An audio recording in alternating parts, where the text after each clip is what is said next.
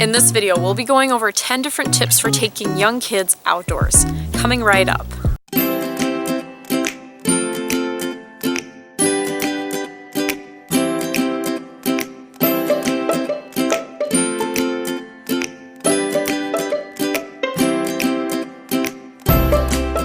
Hello and welcome to EcoElsa. For those who are returning, welcome back. For those who are new, my name is Elsa and I make videos to help you get outdoors. In this week's video, we'll be talking about 10 different tips plus a bonus tip on how to take young kids outdoors. So kids ages pre-K through kindergarten for the most part. But a lot of these tips will come in handy for younger kids than that or older kids as well. As well as I'll have some news at the end of this video, so make sure to stay tuned for that as well. So let's get started. Number 1, dress for the weather. Make sure when you're taking young kids outdoors that the young children are wearing the proper clothing for the type of weather they're going to be in. If it's raining, they have raincoats and boots on. If it's cold, they have enough layers on. If it's hot, they have the right amount of layers on. Whatever makes sense for the kids, as well as when you're taking them outdoors, make sure you're protecting them against the elements as in bug spray and also sunscreen. In a future video, I'm going to be going over some environmentally friendly options for bug spray and sunscreen, as well as finding ones that are effective and actually work.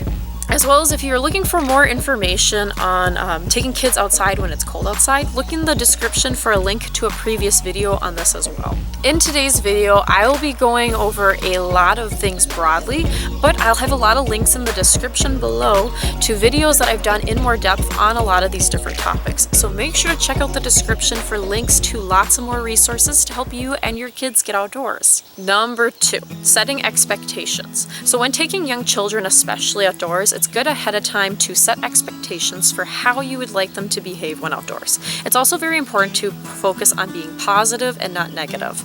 So saying things like stay on the path instead of do not go into the woods, because a lot of times when young kids are learning speech for the first time and trying to listen and pay attention, a lot of times they seem to kind of forget the do not part of the sentence. So if you keep positive saying stay on the trail, they're more likely to remember. You also want to keep it simple, no more than 3 rules, and overall they should be very simple and easy for them to remember.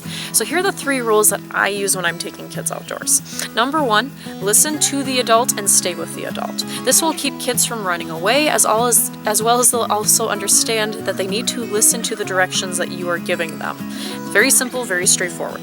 Second one is to stay on the path. There's a lot of more hazards off the path, so by encouraging and making sure students are staying on the path, you're going to avoid a lot more hazards and things that could happen. And the third and final one is to be respectful of nature, the plants and the animals and the people around you.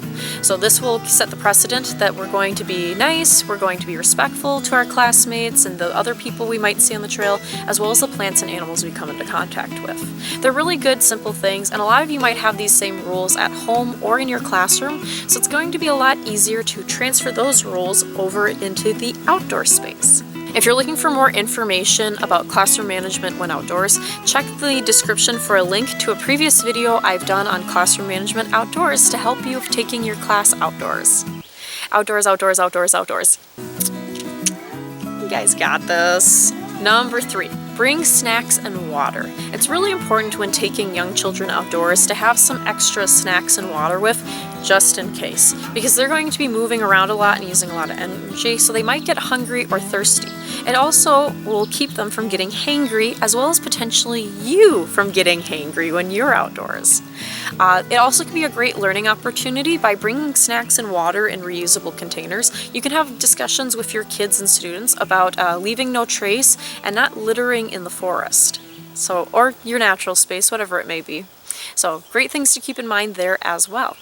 Number 4, get familiar with common trail hazards. So when going outdoors, there's a variety of hazards that you can come in contact with, just kind of depending on where you live. It could be small things like poison ivy and sting nettle, where the worst you could have is an itchy rash, but it also could be things like venomous snakes or bears. So you need to be aware of what kind of hazards you might come into contact when outdoors, and have a plan for either preventing coming into contact with these hazards or having a plan if you do. So if you do come across a bear on the trail, what is the plan? This will help keep you and the kids with you a lot safer, as well as it will help you be preventative and give you something to do if you do come into contact ahead of time, knowing what you would do in this situation. Number 5, remind them to not eat things off the side of the trail. This may seem like a no-brainer, but for young children who've spent a lot of their time exploring the world around them by putting things in their mouth and probably don't know the difference between an edible berry and a poisonous one, you need to remind them of this. So it's good to just set the precedent that we are not going to put anything in our mouth off the side of the trail. Even if it is things like strawberries and raspberries that are edible, kids might not know or understand the difference of how to tell them apart. And a lot of things like mushrooms have poisonous lookalikes. So we don't want to set the precedent that, hey, you can eat stuff off the side of the trail, because at some point they might not be right next to you on the trail. They might have ran ahead, or they might go out in the woods without you at some point and accidentally eat things that either make them sick or could possibly kill them. So this is why we want to make sure that we're teaching young children right away to not eat things off the side of the trail or put them in our mouth. Real simple, like I'd put it up there in the top 3 rules, but since it has do not in it, it might be harder for them to remember, so it's easier to just be a trail reminder as we're walking along. Look, students, beautiful bright red berries. Remember, we're not eating them. Do not eat the berries. Leave the berries alone. Number 6, show them how to respectfully treat animals and plants. Also, when taking kids outdoors, it's good to start teaching them how to respectfully treat the animals and the plants around them.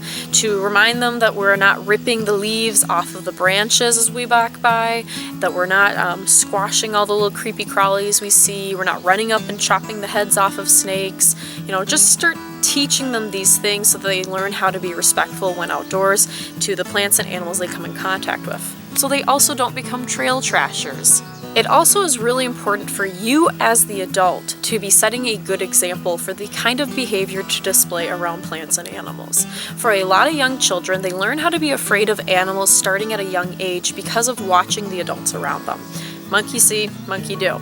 So if you are afraid of snakes or spiders, it's really good to not be very obvious in that fear so that the kids don't learn to be afraid of those animals because of you. Now, if you're looking for more information on this as well, I've done 2 previous videos on managing fear outdoors, one for helping students manage fear outdoors and one for adults managing fear outdoors. And both are in links in the description below, so make sure to check those out if you're looking for more information on this as well. Number 7, pick a park or trail system that is good for young children. So what I mean by this is when we're taking young children outdoors, they tend to have shorter legs. So you want to pick trails that are easier for them to walk on, that aren't so steep, so that it's easier for them to walk and follow along hiking and they don't get tired too early. As well as if it's a park that doesn't allow you to go off the trails, picking a park that has a nature play space where kids can get off the trail or has a park for them to play at is really beneficial for them in their activity as well, because they want to be climbing and running around, and taking them through the woods where they can't go off the trail can be kind of a bummer sometimes. So having that natural play space where they can climb the trees and walk on the logs is really beneficial for their development in a lot of different areas, especially their motor skills. So make sure you're picking one that is going to be a park where they're going to enjoy it as well. They're not quite like an adult. They don't want to just walk along and enjoy nature. They want to be doing things. They want to be exploring. They want to be digging, climbing. Let the children be children, okay? Number 8, bring trail games or exploration kits. So not all parks are going to have spaces where kids can go off the trails. You might not even have one anywhere near you that you could go to, on a weekly basis with your kids. So by bringing trail games or exploration kits, it allows kids to have fun even if they're just stuck on the trail, but exploring the edges of the trail with their different senses or playing different trail games involving the nature around them on the trail. So these are great things to have with you. A lot of parks even have exploration kits that you can check out. Some even let you rent them for free.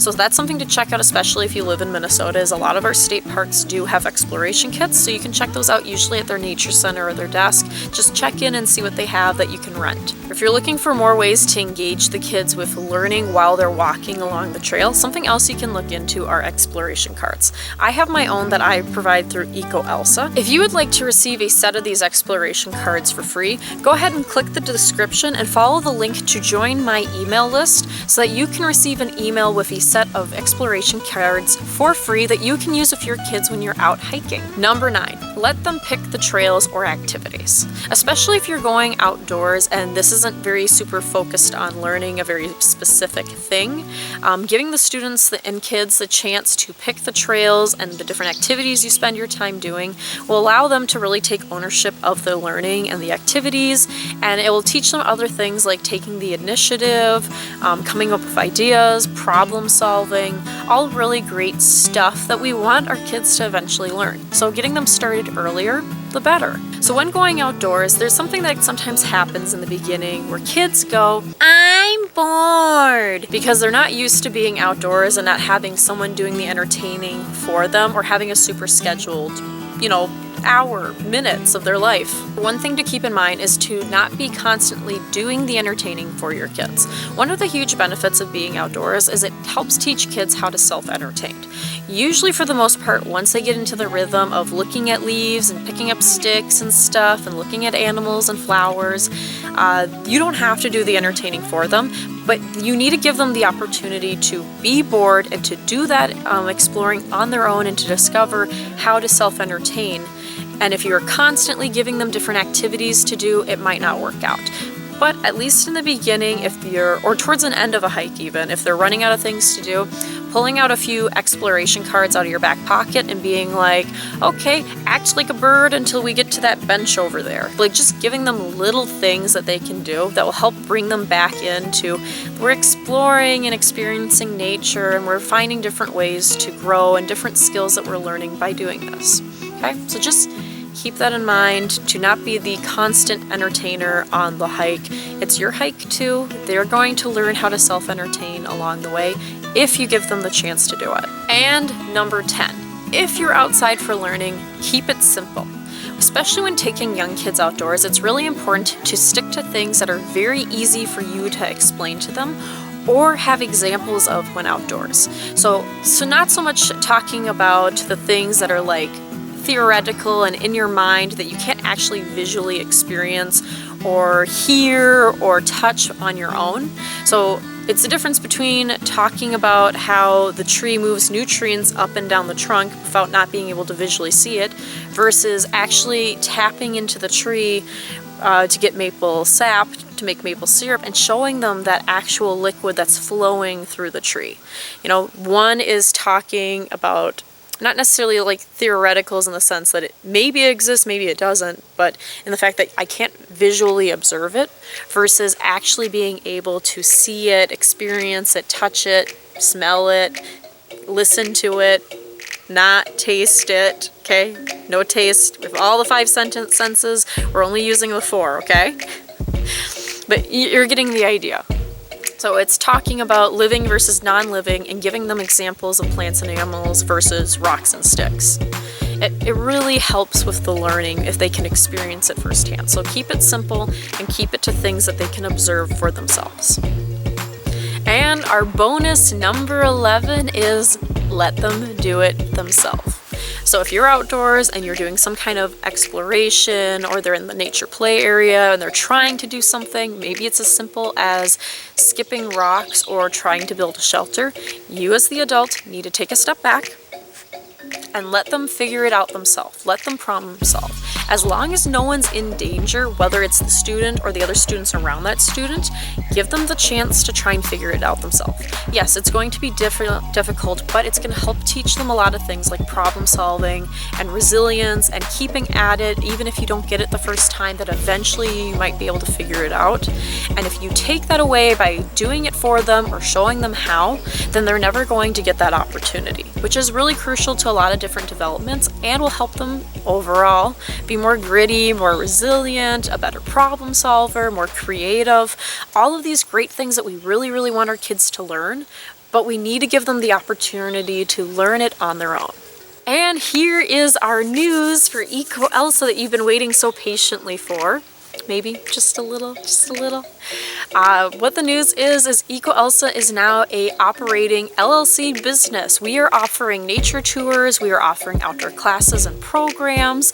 So if you want to learn more about this, especially if you live in Minnesota and you want to come on a nature tour or you want to do an outdoor class, go ahead and click the link in the description below, or just type in www.ecoelsa.com and come and check us out at all the different classes and hikes and programs and nature tours that we offer, as well as all of our free resources, and all of our blogs have been moved to this site as well. So we're really excited to be doing this. We hope you're excited to join us on hikes and stuff and get outdoors. So unfortunately, that is all I have for you guys today in today's video. So remember, check out that description below for links to tons of great resources and things, as well as there's links to all my different social media accounts where you can find lots and lots more resources to help you and your kids get outdoors. So unfortunately, that's it. I hope you have a fantastic week. You be safe, learn lots, have fun, and get outdoors. Bye. We'll see you on Wednesdays.